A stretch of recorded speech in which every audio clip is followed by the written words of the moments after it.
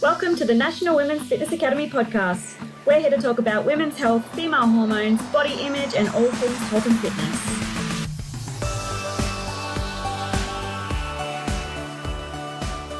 Hello, girls. Welcome back to another episode of the Women's Fitness Academy's podcast. I'm your host, Siggy, one of the WFA's educators and a women's online coach. This time, 2 years ago, I was sitting down here with Holly Sinclair, for those who don't know, and we spoke all things menstrual health. And because it fucking popped off, I decided to bring her back on. And what a better way to have her back on here and chat for things about the real facts of fertility, what us women face when we're looking at wanting to go down that path of pregnancy or even just healing our own menstrual health, and how you can start taking action today by diving into the reality of what it means to bounce back from pregnancy. And this is like a really big thing that's been going on for quite a while. And Holly is one of those like badass women who will vouch about how bouncing back does not fucking take you 6 to 8 weeks. It can take up to a whole fucking year. So, by the way, as a disclaimer, this is not for any like lighthearted people. So if you're easily offended, I would suggest for you to skip this episode because there's going to be a lot of what am I going to say? Like, you just say Holly's not for you. Yeah. I can't believe it's been 2 years since we recorded that first one. Yes. Oh, 2 years. Yeah. Jesus. Okay. I know. A lot's happened in those 2 years. Was I pregnant? No, I must have been. Okay. There you go. Yeah. Or maybe I was, but you didn't know yet. I was probably keeping it on the DL. I think it was literally just before. Right. I got pregnant. There you go. Crazy times. I know. Well, I'm excited to be back on. Thanks for having me for round 2, babe. I'm excited to have you here. And let's talk about babies and pregnancy. Like, what was your journey getting pregnant?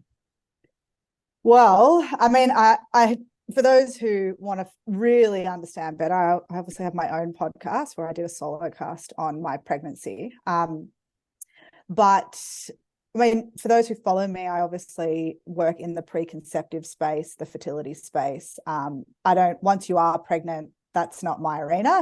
I then pass on the buck to a care provider, but I have a very rich knowledge of what to do before you want to get pregnant. And then obviously I have certain opinions and knowledge around what to do while you're pregnant and then so forth. So we can talk about that.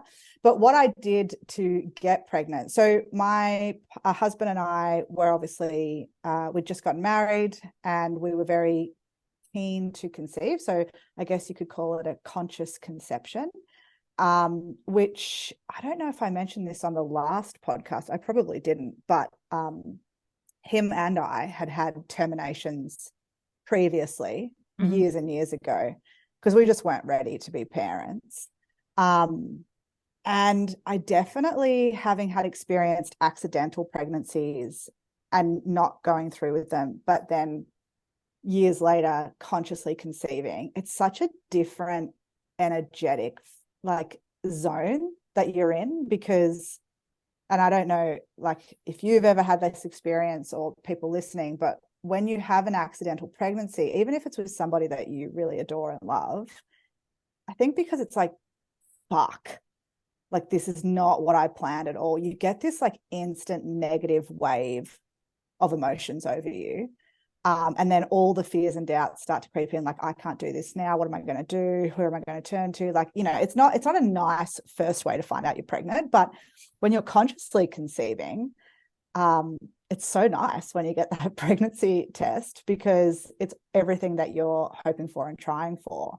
So anyway, that's a little side rant, but my husband and I were consciously trying to conceive.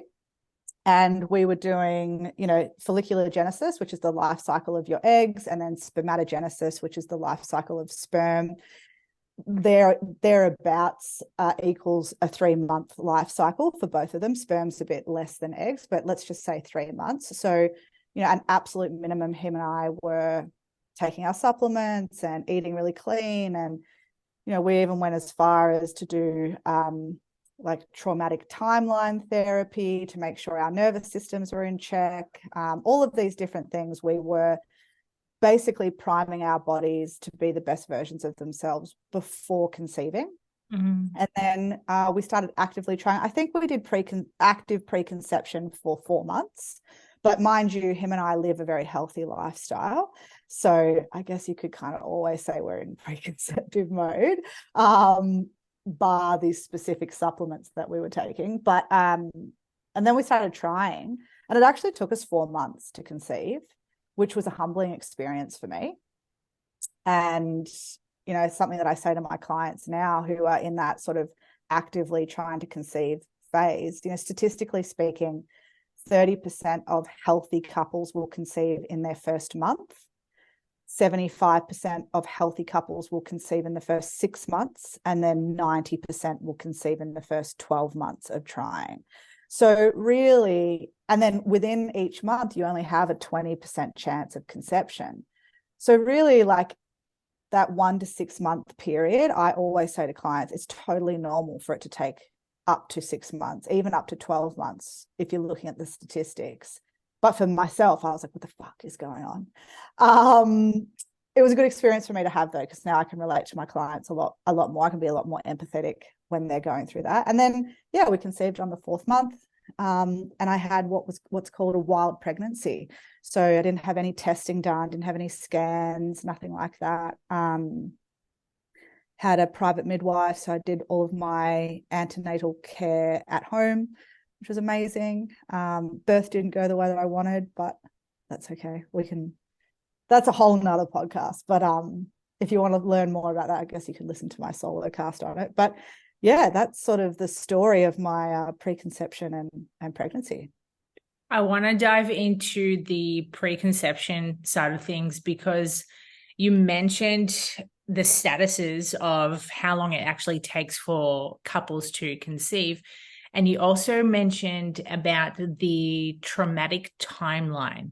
I'm really interested to know, what does that entail? It's probably not the right title for it. Sounds a bit full on, doesn't it? Traumatic timeline. Great. So I worked with friends of mine who are also colleagues, Ryan and Melissa. They run a company called the Center for Healing. And they actually don't work as practitioners anymore. They train practitioners now.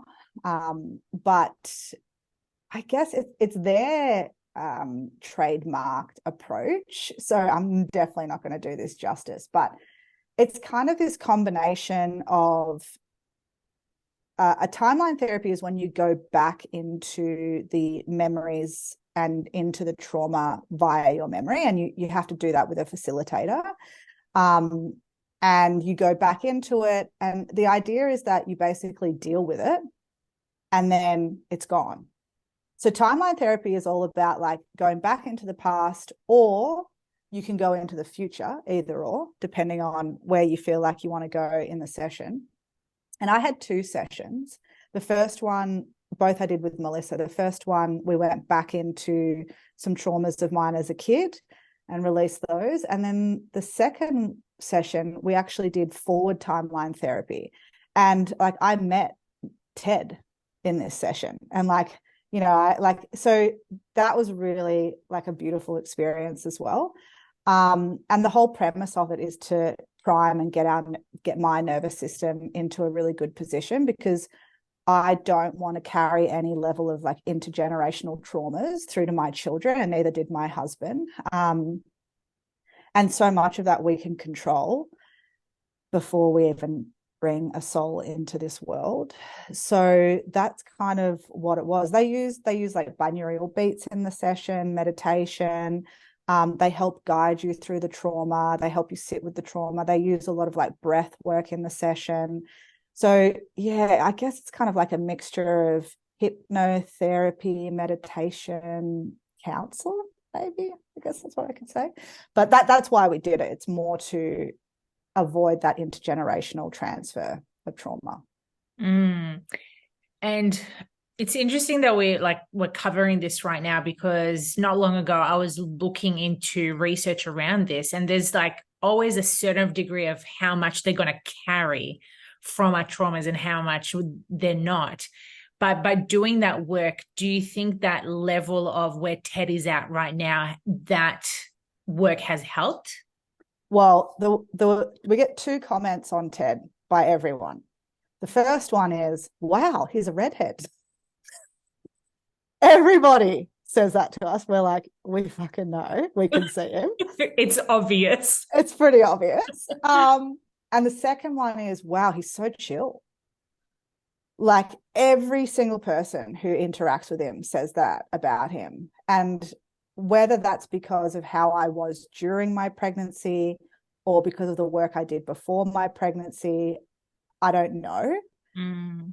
But it's hard to argue with the fact that he as a person now is like, I can tell his nervous system is so regulated. Even when he's 16 months at the moment, so he's got rapid brain development happening. And even when he has what people would call a tantrum, although I don't really think that's what they are, they last for like 2 minutes. Like he's not a child to just sit there and scream and scream and scream and scream and scream and scream. Like his nervous system is really in check. And I also think that's partly to do with how I was in the pregnancy, because I did a lot of meditation and grounding and stuff while I was pregnant and pregnant, but it's also what we do with Ted now that he's earthside. Like we co-sleep. We're very meticulous with the food that he puts in his body. So, we try our absolute best, although it's hard at the moment in an apartment, to avoid things like EMFs and all that sort of stuff. But it all adds up, and people like to sort of roll their eyes at me when I talk about this stuff. People outside of this industry like to roll their eyes like, oh yeah, that kooky stuff.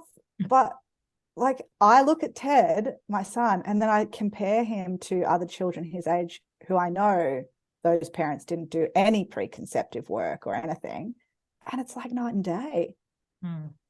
So maybe that's just confirmation bias my end, but I love how you mentioned how like some people look at it like kooky shit. And it's just like, unfortunately, like, there's always going to be like that one person on the other end of the spectrum who doesn't believe in that stuff. And you know what, like believe in whatever you want. However, it's evidential right here that the way you're behaving is because of like what you were doing pre-conception, while you were pregnant, and now post-pregnancy, like continually reproducing those habits. So he does end up being like a chilled dude when he grows up. Totally. And being able to regulate his emotions, we're very conscious in how we talk to him.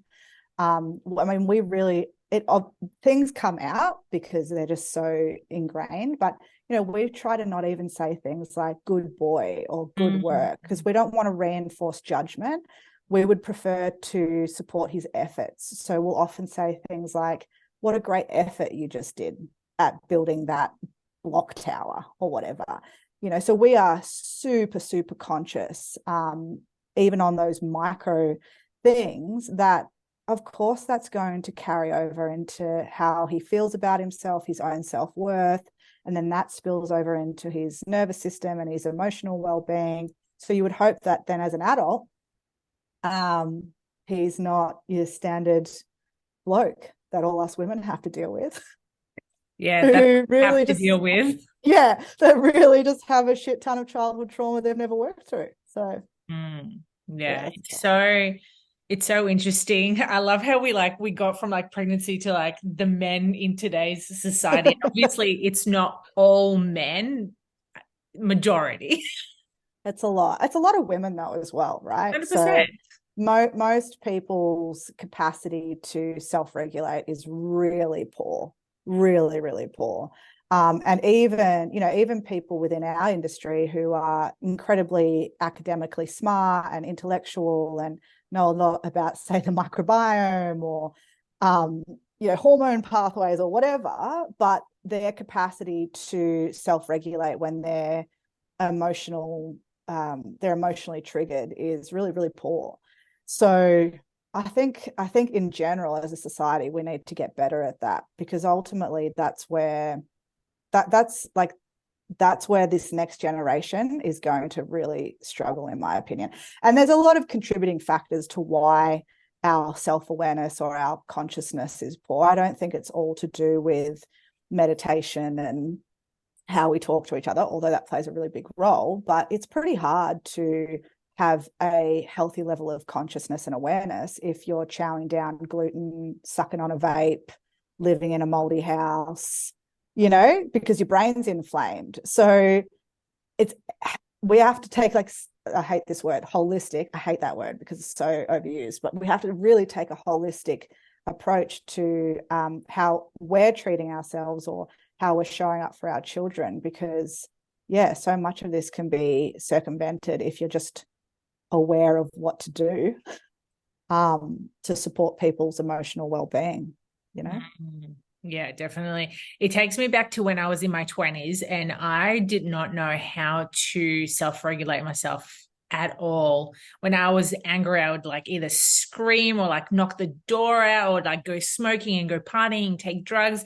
Like I know most of us have been there, and you're very big on explaining how this actually affects our fertility when we grow older, like the impact of us being on the birth control pill, the cosmetics that we use. You just mentioned the mold in our house, smoking vapes and all that stuff. Again, like people will roll their eyes and be like, oh, you're like taking it too extreme. It's just like, well, if we're not, like, you're not going to be able to change. Or A, if you're wanting to get pregnant, you're not going to conceive. And B, do you want to suffer PMS and cramps for the rest of your life? I don't think so. Seriously.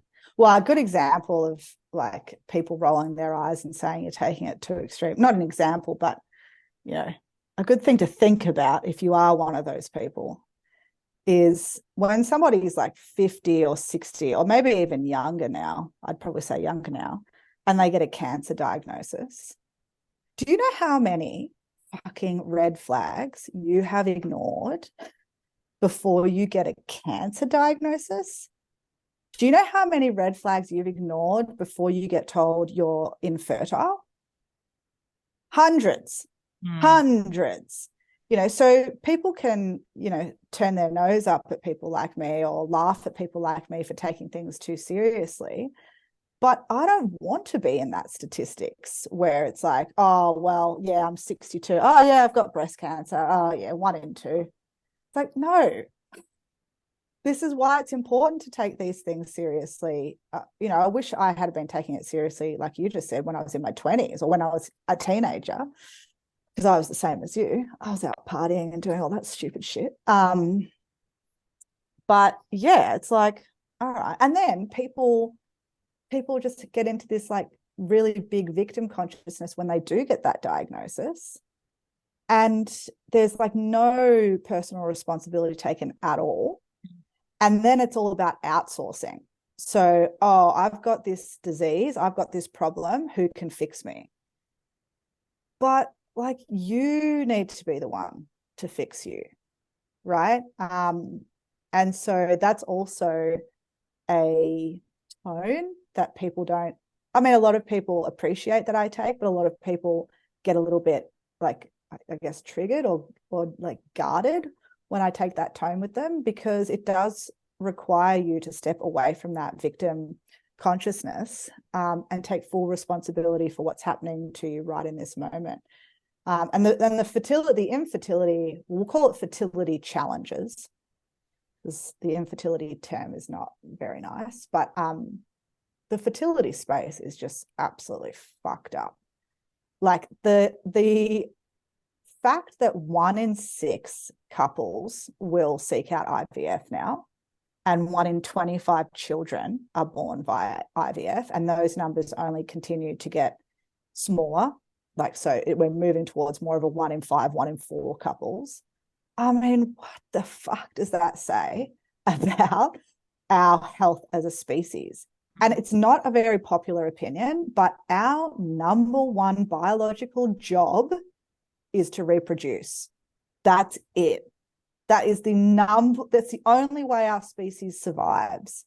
And, you know, Dr. Shana Swan, who wrote the book Countdown, she's the researcher that put together the meta-analysis that many people quote around sperm count dropping by 52% in the last 45 years or whatever. And, you know, by her estimates, we'll actually not be able to reproduce based off how quickly sperm count is dropping by 2050 or 2045. And what does that say about our fertility and about our health? You know, fertility isn't just about making a baby. It's a reflection of your health. It's like your fifth vital sign. So if you've got fertility issues, whether that be polycystic ovarian syndrome, endometriosis, primary ovarian insufficiency, hypothalamic amenorrhea, or any of the clusters of the unexplained infertility, you know, hypothyroidism or adhesions or Asherman syndrome or whatever, that just needs to be your sign that your health is not in a good position, you know. But unfortunately, that's not how we're taught to view disease by doctors and the Western medical system. We're taught to view it as unlucky, like random. It's not random. Okay. It's like when I meet couples and they're like, we just don't know why his sperm count's so low. And I'm looking at him. You know, I'm looking at this guy who is clearly overweight. He's so red in the face. So he's hypertensive, got such high blood pressure. He's balding. So I know his testosterone is problematic. He's got a little bit of eczema on his hands. So there's some level of food intolerance or permeability. I'm like, I know why. But, you know, we just people get told by doctors and specialists, oh, we just don't know why, just unlucky. But this is my favorite thing. Oh, we don't know why you have this problem, but we know how to fix it. That's my all-time favorite. And it happens with cancer as well. We don't know why you get cancer, but we've got the solution. What the fuck? How can you not understand something yet be able to fix it? That makes zero sense. You know, so that's what IVF relies on, in my opinion. And I just think people are just such victims, and they're just so quick to go down that route. It's crazy to me. The victim consciousness piece is a big thing in not just fertility, just health in general, I would say. Anyway, that was a good rant, wasn't it? That was fucking kudos to that rant. Seriously. I don't know how I got there, but we got there. I'm over here like smiling with like a big cheesy grin going, yes, girl. Get so it. I totally agree. I totally agree how, again, like you mentioned, it's not just the fertility realm of people going, oh, poor me, poor this. It's just like in other aspects of life. And I'm not sure if it's just happened over the last few years with whatever's been going on previously. I've just found a lot of people are too fucking sensitive. Yeah. And like you mentioned, they're not owning up to their shit and looking at their lifestyle at whole, and they're just playing the blame game on other people instead of actually looking at their life and taking responsibility for what needs to be changed. And a lot of the time, like, I've got to be fair to majority, well, this is just majority of people that I've worked with, but like a lot of the time they're not even conscious of that behavior, you know. And you see this play out really, a really good example of this is when you're working with a woman who's overweight, and you'll sit there with her and you'll say, okay, cool, so tell me about a day on your plate. Let's just get back down to basics, right? And she will only tell you all the good things that she eats. Because she's genuinely, not because she wants to like hide it from you, because she's genuinely just not conscious of when she slips into eating shit food, you know? So, I mean, I have to pull myself back sometimes and recognize like people just aren't at that level of awareness yet to maybe even recognize they're slipping into victim consciousness. But I think when you start to be shown that by whether it's, you know, a coach like yourself or myself, or you're seeing things on social media or you're reading things, like at that point, that's when you really do have to start taking some level of responsibility for where you're at. And responsibility doesn't mean you don't seek out help. Of course, everybody needs help. I need help with things. I've got mentors, I've got coaches. I'm sure you do as well. But at the end of the day, it's about whether or not you implement all of those things that those people are asking you to do or not. Right. So yeah, I do think I think a lot of people are just walking around literally cut off at the neck. Like there's no level of embodiment at all. And they're just running on autopilot most of the time.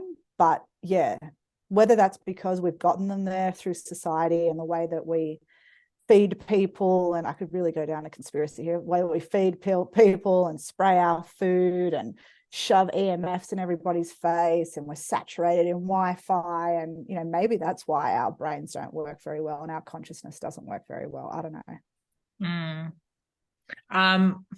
To an extent, I believe that, because I notice a tremendous amount when I work with clients and I go, hey, let's pull back on social media because you're scrolling there for fucking hours for no reason.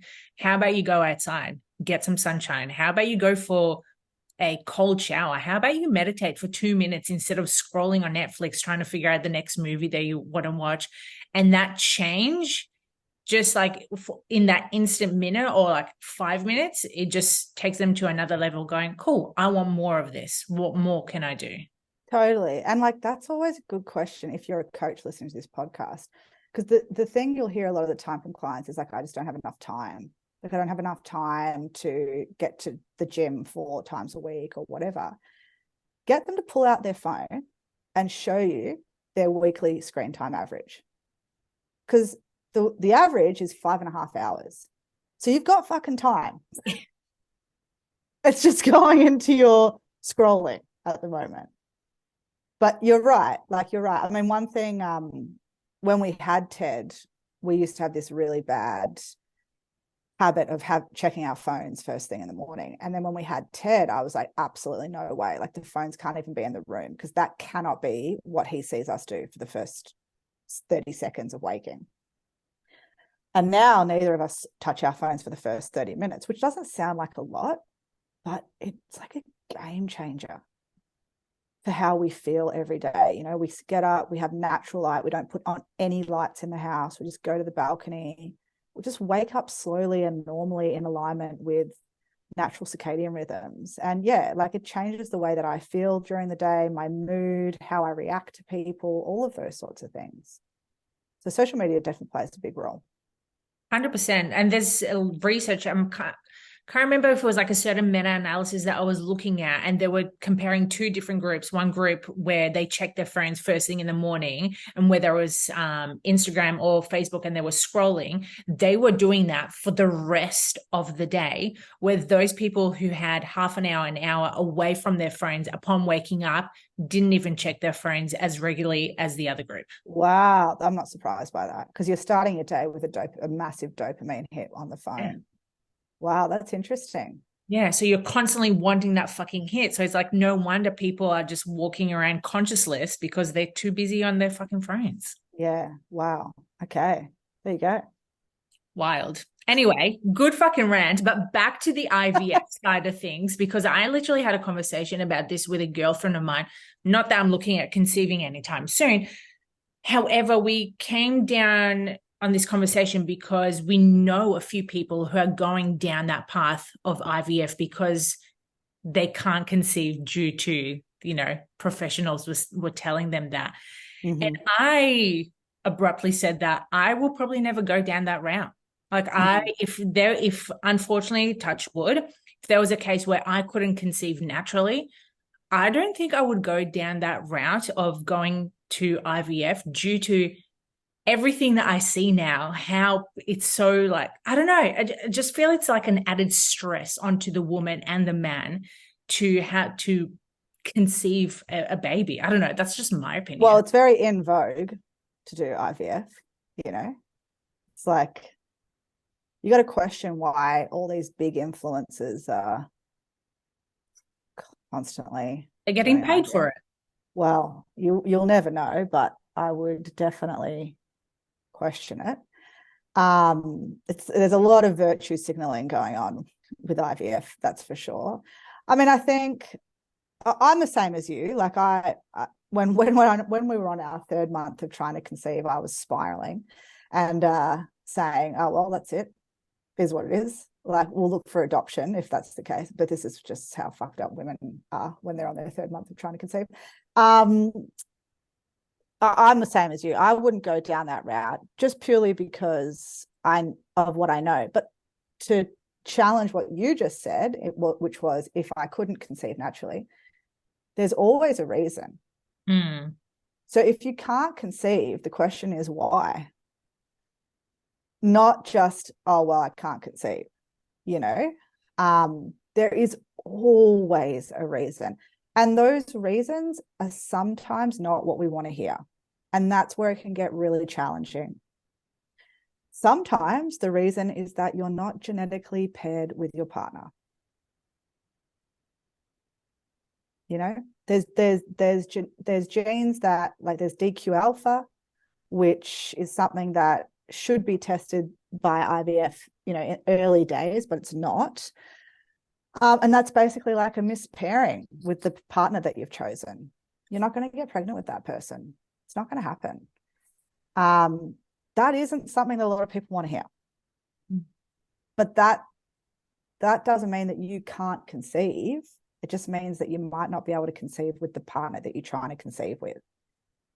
So I just would always challenge that when someone says, oh, well, I had to use IVF, I had to. It's like, I know a lot of couples who would fall into that bracket, maybe because they've got endometriosis, or maybe their husband had sperm abnormalities. But so much of that doesn't require IVF. And I've also had a lot of couples, like, I do work with couples who go through the IVF journey. I've got a couple at the moment who are pregnant after, almost not becoming pregnant through IVF.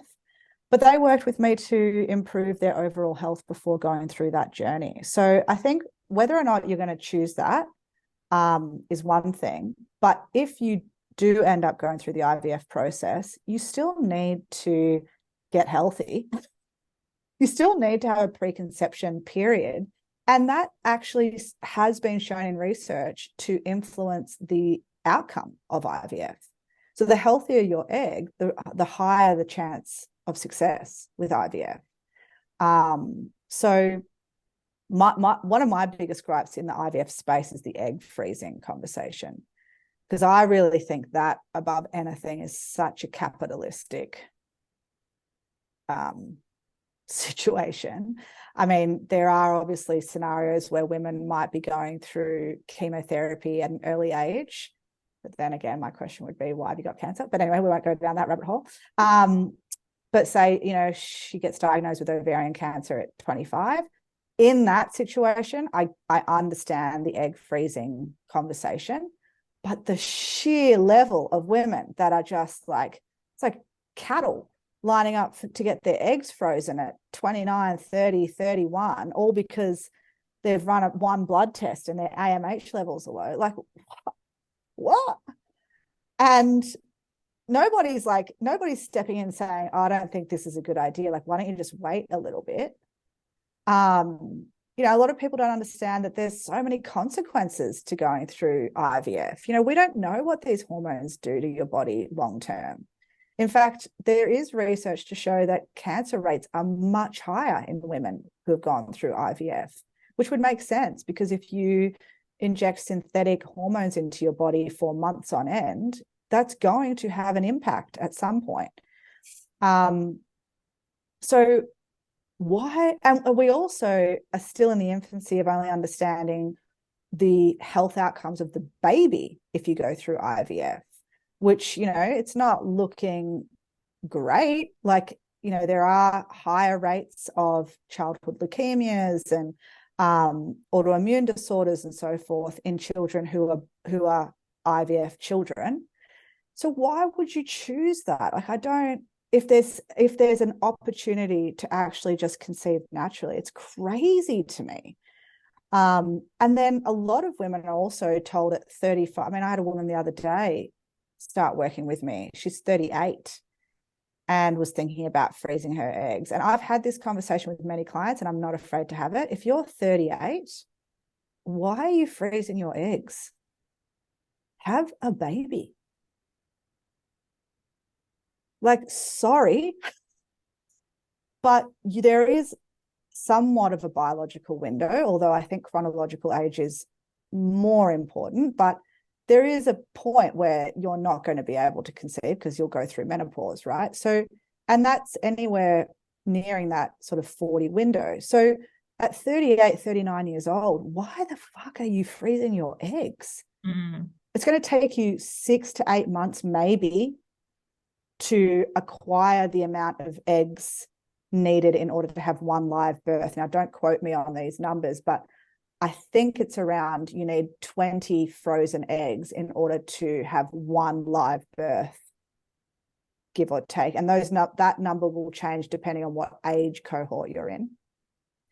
And one stim cycle will provide you around 6 to 8 eggs. So you need to have at least 3 stim cycles to get 20 eggs to even then just get a live baby out of that.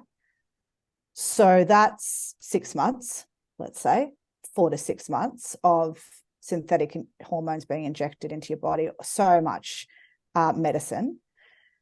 And plus, you know, people prodding in and out of the cervix and like, you know, there's surgeries and all that sort of stuff. Okay, and so now you're almost 39.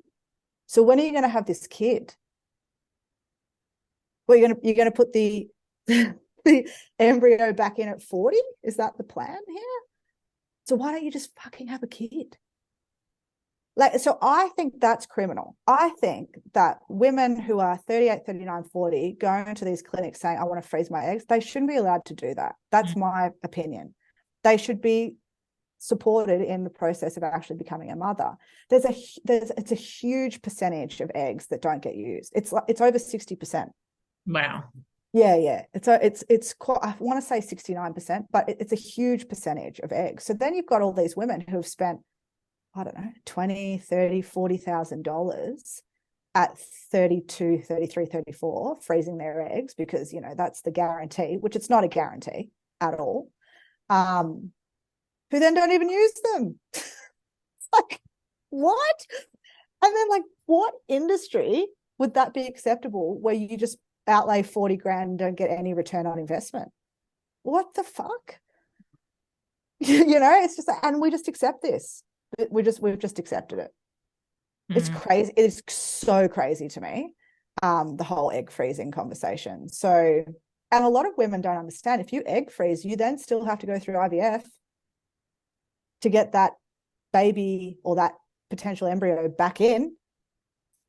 So, and a lot of women do it based off the AMH blood test, which, as we know, it's not associated with pregnancy outcomes at all.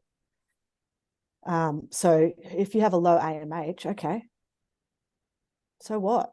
Like, it's a snapshot within the life cycle of your follicle in the middle section of follicular genesis. So we don't have any way of knowing your actual egg count. There's no way of testing that. The AMH test is the only one they've got, and it is not associated with pregnancy outcomes at all. So I don't really know why anyone's making a decision based off that blood test. Anyway, that was my rant about egg freezing. Yet so many people are still going with those blood tests, and then they go and do the egg freezing, and then they go ahead and do the IVF. And you know what, like, you do you.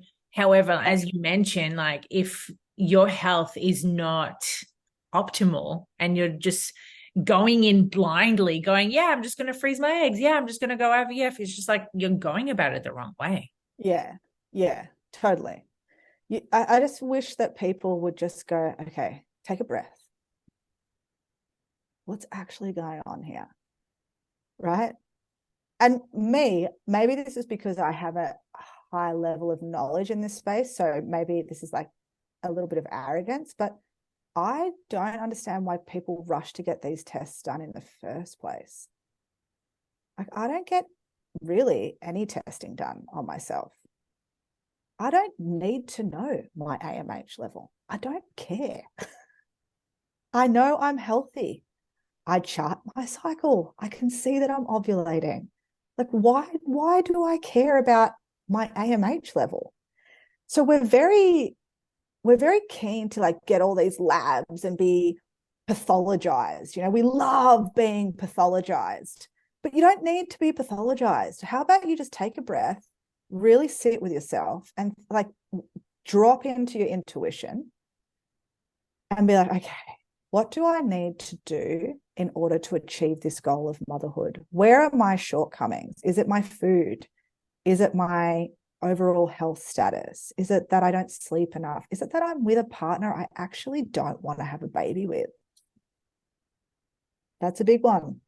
A lot of people have babies with people they actually don't want to have a baby with. Yeah. But they're just ticking a box. Yeah. You know, so I just would encourage more people to do that, whatever that is. Yeah. That whole intuition piece of like listening to yourself, again, it goes back to what we were talking about previously, where people are just walking around without being consciously aware of the decisions they're making. And obviously on our end as coaches, it's so fucking frustrating because obviously you're wanting to help this significant person to better themselves, yet they're so oblivious to the changes that they need to make, yet they're quick to get the lab test, to go get IVF. It's just like, oh, they told me I need to do this. It's just like, who and why? Like, why aren't you getting another professional to look at this? Like, get a second opinion. Like, it infuriates me. And it is hard. I experienced it, not to go into my birth too much, but I experienced it when we ended up giving birth in the hospital and my son ended up in the NICU ward. And I remember on the second day, I think, or the third day, he was still in ICU. And I just remember thinking, I don't fucking want to be here. Like, this doesn't make sense. And the NICU nurse said to me, you don't actually have to stay here. Like, you can, because they kept doing all these testings on him. They kept like testing his blood and his, you know, and I've got knowledge of this stuff, like his CRP, and they said he had an infection. And I was just thinking, what? And the NICU nurse said, you don't actually have to be here. Like, you can leave if you want to. But I still stayed, which is crazy to me. And I think when you're like in it, when you're in that system, we're just so indoctrinated to thinking that a man in a white coat knows more than us. And that was my deep mother instincts kicking in and saying, I don't need to be here. Like, what am I doing here, you know? But for whatever reason, I was still subconsciously sticking with it. So I get it. I get why people just blindly trust. And it's a process of waking up, right? I mean, you and I have obviously both experienced that. It doesn't happen overnight. It takes years. But it's about starting. And it's about like, yeah, I think that the best way to start is just take a breath before you make any decision and seek out a different opinion, for sure. Yeah. People are too easy to make irrational decisions. And again, like, I have full empathy for everyone who are, you know, trying to conceive. It's just like they're wanting that quick fix. Oh, well, IVF is right next door, so I'll just go there, instead of me having to actually look at my health and my partner's health and, you know, looking at environment or traumatic timeline, whatever it is, where they look at that and they're like, oh no, that's going to take months to Yes. Yes. But the thing is, IVF takes months to years. Yeah. And it's not a guarantee either. And that was what I've said to many couples who were sort of weighing up to work with me versus go through IVF. I remember saying to one client, you know, IVF's not a guarantee either, babe. So you can work with me to get healthy, and then you can still use IVF if the outcome isn't there. And at least, you know, you're going into that system much healthier than you were 12 or 16 weeks ago. Right. But yeah, we don't look at it like that, which is wild. Yeah. Well, hopefully whoever's listening to this forwards it to their girlfriend, and their girlfriend forwards it to her other girlfriend, and then we'll be able to change lives dramatically. That's the goal. That's the goal. And there's so much dissonance happening, especially in the fitness space with fertility. You know, there's no need to name names, but there's a lot of like female competitors and athletes who, like, they're all virtue signaling their IVF journey. And I'm thinking, you fucking take an Anavar, clenbuterol, you eat like 1,200 calories a day, you've got breast implants, like, yeah, no shit, you can't conceive naturally. Like, are you serious right now? So don't, like, if you're listening to this and you're watching those people and you're like, oh, see, they're healthy. They're not fucking healthy. No, Those people are not healthy. Just because they're shredded, they are not healthy. Okay? So don't model your fertility journey off theirs, is all I'm going to say. Speaking of modeling, I want us to finish up with the fact how people think once they give birth, they're able to bounce back. And you're very open about this and honest to people, making them realize that, you know, the celebrities who we look up to, or I don't fucking look up to, but people look up to, and they bounce back within like 6-8 weeks, and there's like a flat stomach and they're back to training.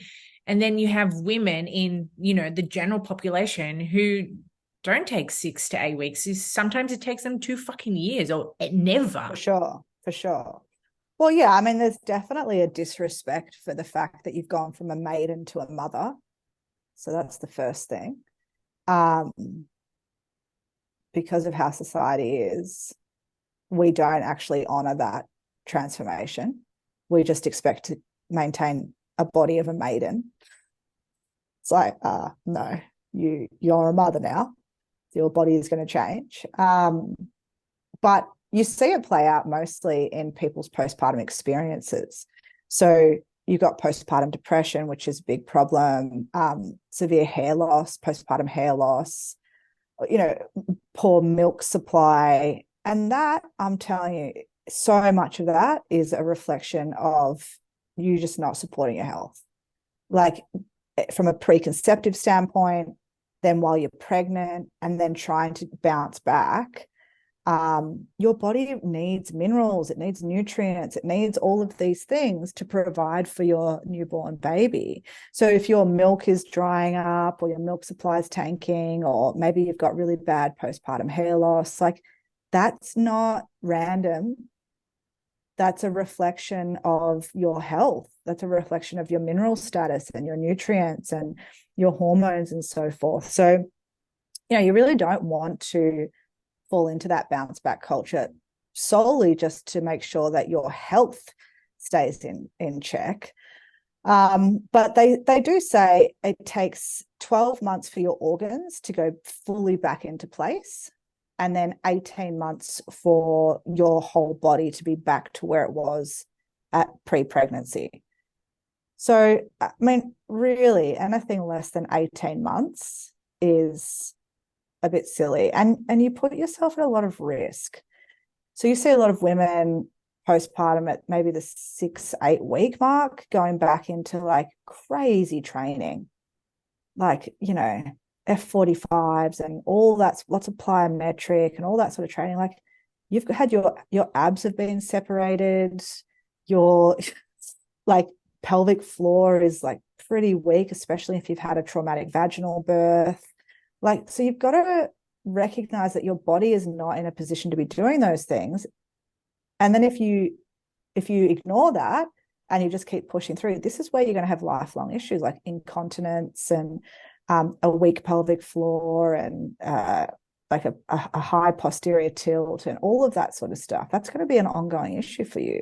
So just be patient and actually honor that maiden to mother transformation or transition, and recognize that, yeah, you're looking at minimum 12 months. I'd probably say closer to 2 years. I'm 16 months postpartum now, and I only this month, I want to say, are back in my pre-pregnancy clothes. And my stomach is never going to look the same. Like, you know, anyone who knows me knows how big my stomach got. Like, he was a gigantor, that kid. So, and I'm okay with that. Like, it is what it is. It's like not my war scars, but it's like, you know, it's a reflection to me that, yeah, I became a mum to have that saggier skin on my tummy. It shouldn't be something that we try to hide or get rid of or ashamed about. Yeah, 100%. I see so many women who try and hide their like their stomach scarring or the stretch marks post-pregnancy. And lately I've also noticed that there's this I think it's on Instagram or maybe it's on Facebook. There's a group who help women to, you know, make sure that they do feel comfortable within their skin instead of actually hiding their belly. Awesome. So it's just like, it's noticing the differences once as you mentioned, like once you become a mother, like everything fucking changes. Oh, everything. Like, I don't know how much time we've got, Sig, but you know, even like who you are as a woman, right? You know, we were talking off camera before about running businesses and social media and stuff. Like, my perception before I was a mum of like time and how busy I was, what a joke. Like, I just used to think, this will be easy when I have a kid because I'm such a hard worker. I'm very efficient with my time. Like, I can get shit done. You know, I'm super type A. No, that is a joke, especially if you want to take a gentle parenting attachment style approach, which is what we're taking, which is, you know, Ted's with me all the time. I don't send him off to childcare or anything. Like, every second of every day, there is something to fucking do now.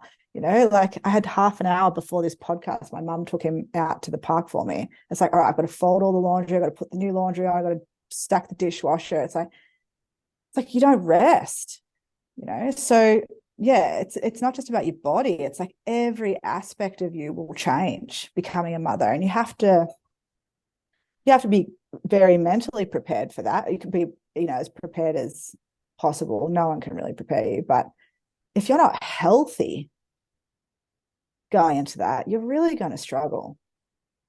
You know, you're sleep deprived. I haven't had a full night's sleep in 15 months.